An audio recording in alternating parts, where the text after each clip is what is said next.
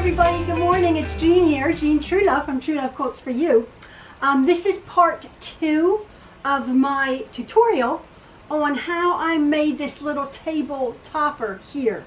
A mock cathedral windows table topper. This is my tutorial to come. This is how far I've gotten. I've sewn my blocks together and I have pressed my seams, every seam open. Okay, now you might be thinking, well, this doesn't look anything like this one or my cathedral windows pillow that I showed you. You have to understand that at this point, all of this multicolored fabric here, if you refer back to part 1, is going to be my frames. Now, this topper here, my frames, my little oval frames here, my curved frames, were patterned fabric, whereas on this quilt here, my frames are going to be solid fabric, multicolored solid fabric. Every single one that turns over is multicolored. When I made my pillow, I explained this in depth in part 1 if you're new here. When I made my cathedral windows pillow, all of my oval turned over frames were white. So I got to this point and that was completely white. All of this was white, ready to be turned over to see my base fabric. As I was saying in part 1, we have 3 basic fabrics. We have the base fabric, we have the base fabric here underneath, which are in this size 24 different prints. We have our frame fabric here, which on this size are 48 solid prints. And then we're going to have our focal fabric, which is this print, this square in here. Now on this little topper here, as you see, I was working with more solid batiks for both my base fabric and my focal fabric, and I had used pattern fabric for my frames. The reason I'm emphasizing what I was doing when I was doing it, 3 different methods, one solid frame, patterned fabric frame, solid fabric frame, is each method will make a different look of your quilt. Now my little topper is multicolor, and yet it's going to look pretty much different from this quilt that I'm making here, because my frames are all multicolor and my focal fabric will be patterned. So I hope that I explained that to you. So you're going to be thinking about, or if you're already embarking on this little project here, however big you want to make it, you're going to be thinking 3 fabrics: your base fabric, your frame fabric, your focal fabric. So this is part 2. I've gotten to the point where I've sewn my little topper, which will probably end up the same exact size as this one. As I was saying, however large you want to make this, however small you want to make it. My pillow here was 4-inch squares, and this was 6 rows across, or 6 blocks across, 6 rows down. The topper I'm doing are 6 blocks across, 4 down, and so of 5-inch squares, and so it ends up a rectangular this size when then I go to put the border on it and the backing. This mock cathedral windows method, you need a backing. The traditional cathedral windows method backs itself. Either way, you need a lot of fabric, and as you know, I'm working with 5-inch squares. I have packs and packs of charm squares. I'm just pulling it, and I've decided to do my base fabric in a pattern, my frame fabric in a solid, and my focal fabric in a pattern. But that's to come in part number 3, when I'll be showing you how I can put the focal fabric and turn all my frames around to stitch to make these beautiful, glorious, curved piece looked frames here.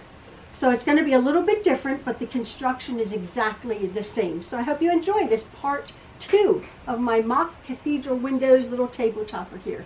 All right, thank you. So as you saw in part 1 of my video, I had laid out my 24 base blocks for my runner. And then I've laid out 48 of what will be my curved frames. Now before I go over and iron my curved pieces, what I've done is I've just laid out the look that I like. I don't have too many greens next to each other, or I may, and the reason I've done it this way is I want to show you what we're going to do next before my next step. I may be making a bit of a song and dance about this, but I'm taking it easy. This isn't a rushed project, as I will have explained in the beginning.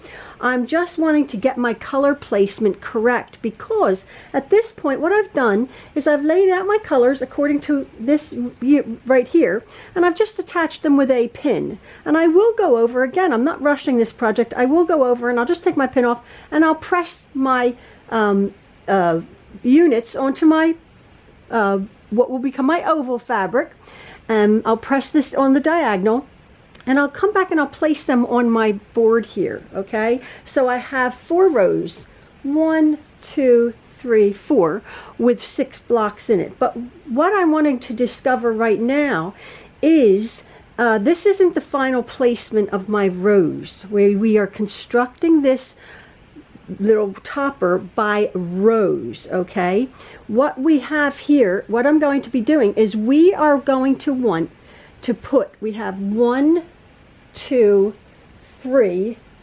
4, 5, 6 blocks. Okay, we are constructing row by row, but we're also creating blocks. And the reason why we're creating blocks is you will see when I start to turn my units around how we're going to then put in our my 5-inch square pretty solid piece. Okay, remember these are just the frames. So what we're wanting to do on our blocks is we're going to be just twirling them so that each of your block, your 1 block here, we're sewing them in rows, but we're looking at them as blocks. And then I'm just going to turn this one over. So what we want is we want this block, all 4 units, 1, 2, 3, 4, to come to a point. Okay, we're going to be doing that on all of them. We're just going to turn them. This one doesn't need to be turned, that one doesn't need to be turned, this one needs to be turned. This way I'm going to see if I have any, the same color exactly in the same place. Now there are 2 different greens, so I'm okay with that. Okay, this one gets turned, this one stays the same, that one stays the same, and that one gets turned. Now I'm thinking, no, actually that's okay, even though there's 2 sort of reds here, I'm okay with that. Now I don't know if you've noticed what we've done is this, once it's all sewn together, let me grab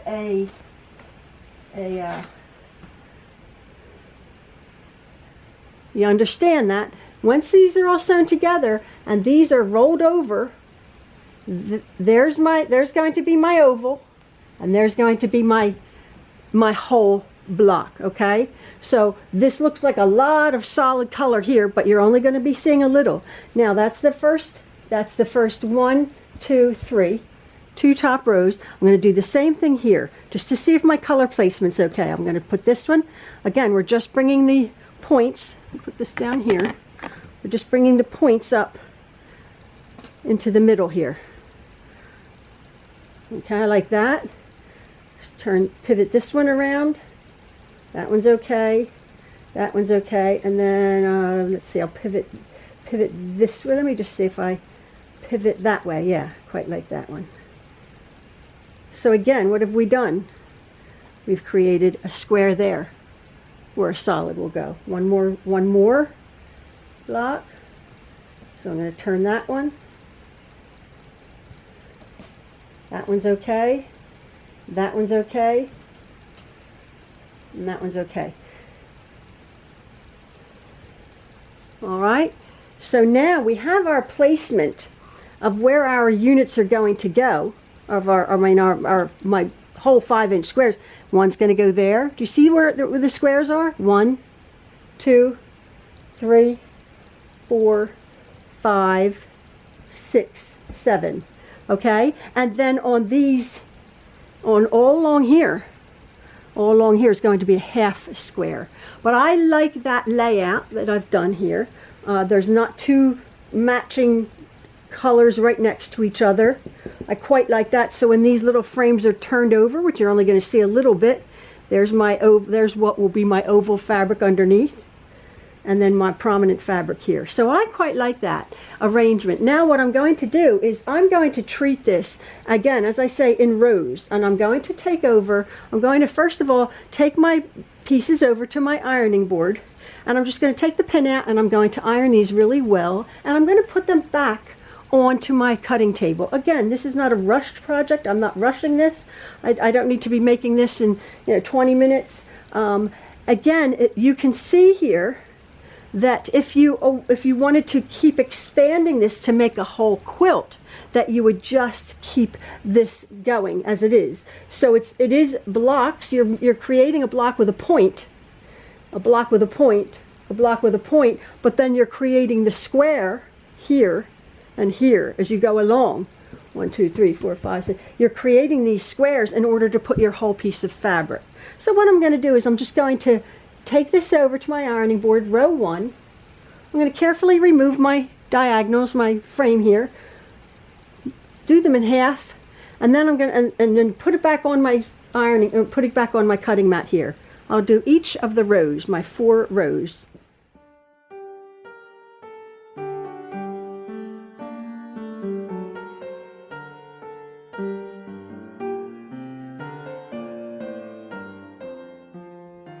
My sewing machine. This is my brother's sewing machine because my Juki is out of commission. And what you see I've done, I picked up my first row and my first square, and I've just made sure that my diagonally folded units here, my frame fabric, are nice centered, and my points are coming together right there in that corner. That's very important because that's where the fold, that's where we're going to stitch our this curve to.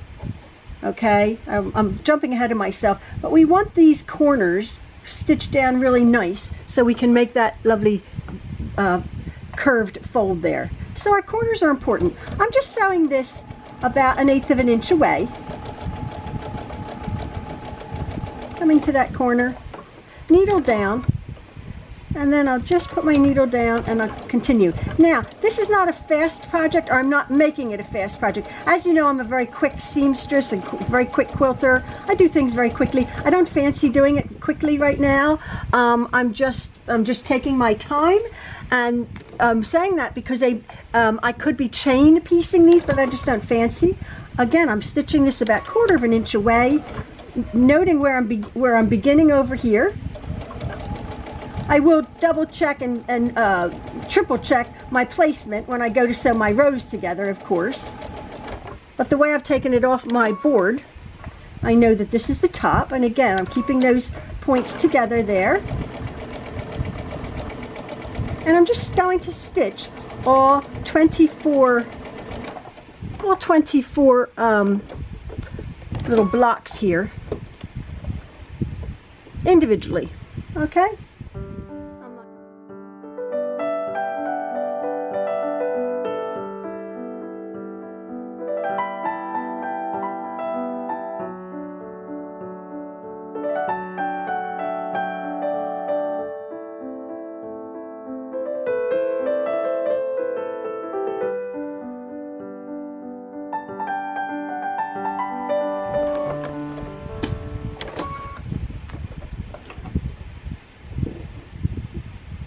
And again, I will be checking my orientation when I go to put my rows together.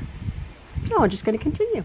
So what I've done is I have finished stitching my top row and putting it back onto my table, the orientation where I want it to go. And again, it's down, up, down, up, down, up. So hopefully you can understand that if you're doing a huge, great big quilt, when I did my very, very large quilt, I believe, now that I'm thinking about it, I believe I had done 17 or 18 4-inch squares by about 20 down.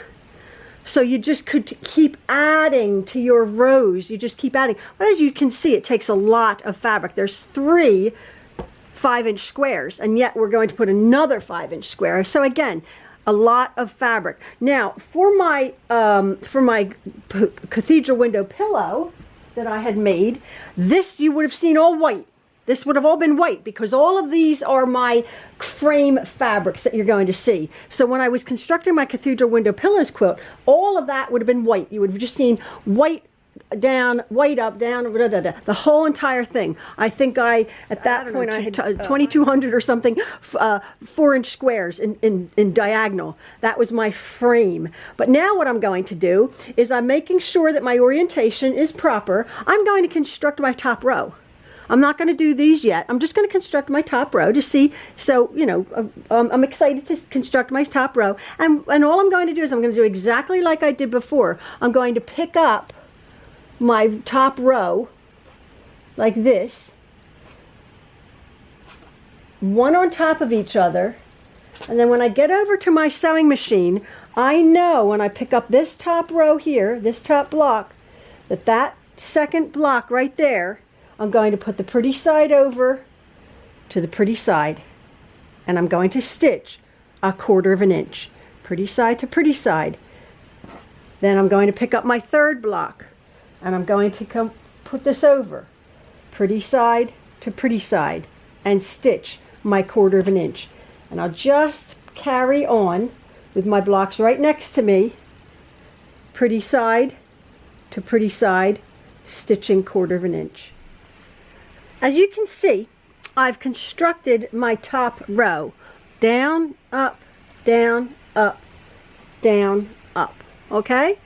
My 6 blocks across. Now, and that's shifted a little bit. You see that?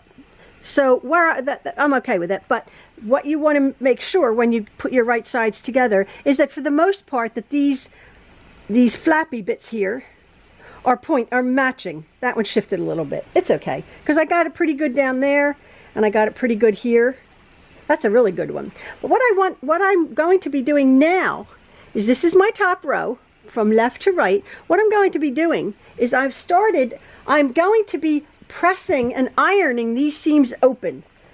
There's a lot of bulk, and I believe on my last project I just pushed them to one side, but it created a lot of bulk, and I'm thinking, I really think I want to press them open. At one point, further along in our project, we're going to be trimming a lump of seams in the middle. But for now, I want to just to eliminate as much bulk as possible. I'm going to be finding my opening my seam here, and I'm going to be sort of finger pressing that, and then with the tip of my iron just finding that pressed open seam there, like that.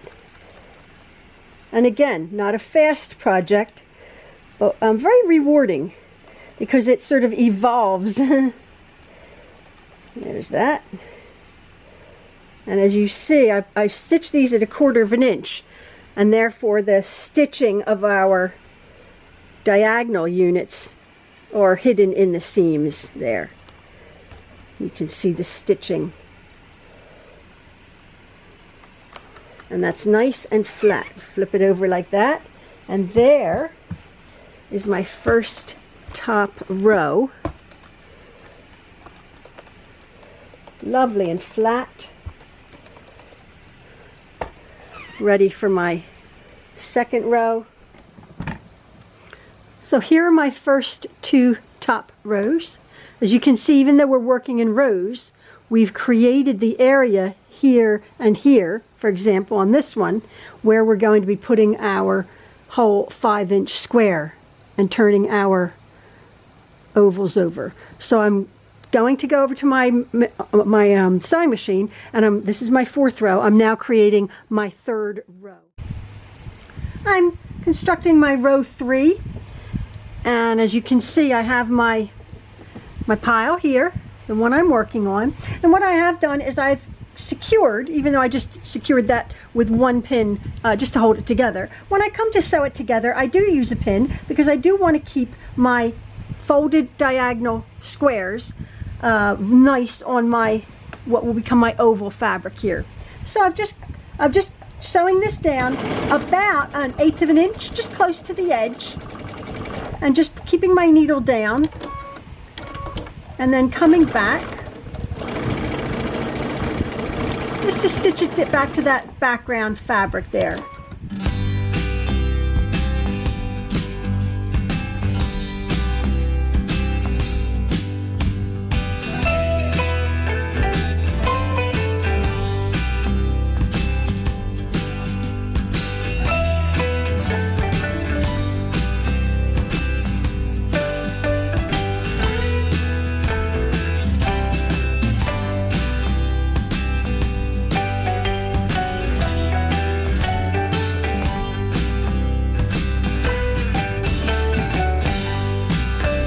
So here's my third row.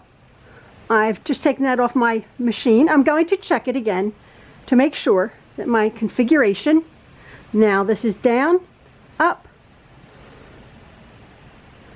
down, come over here, down, up, down, up. And there, again, there's our square, there's our square, there's our square. So now I can tell my configuration is good. I'm going to go over and I'm going to stitch these together just like I did my top row. So I have my fourth row off of my machine. Again, I'm just going to check my orientation, that my seams are going to be going the right way. Oops. Nope. Nope, nope, nope, nope, nope. Yep, that got mixed up. There we go.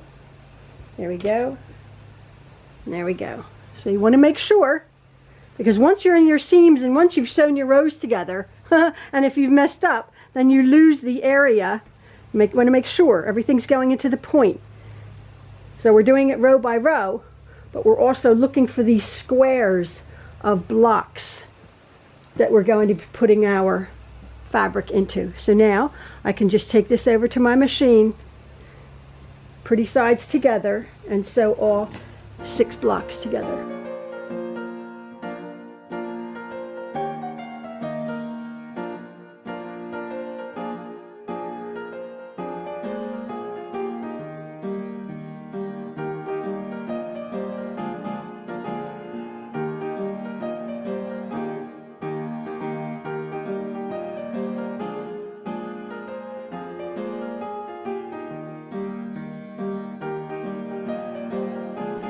I now have all 4 rows sewn together, and again I'm making sure that my configuration is right before I sew these rows together. And all I'm going to do, I'm going to stop the video now.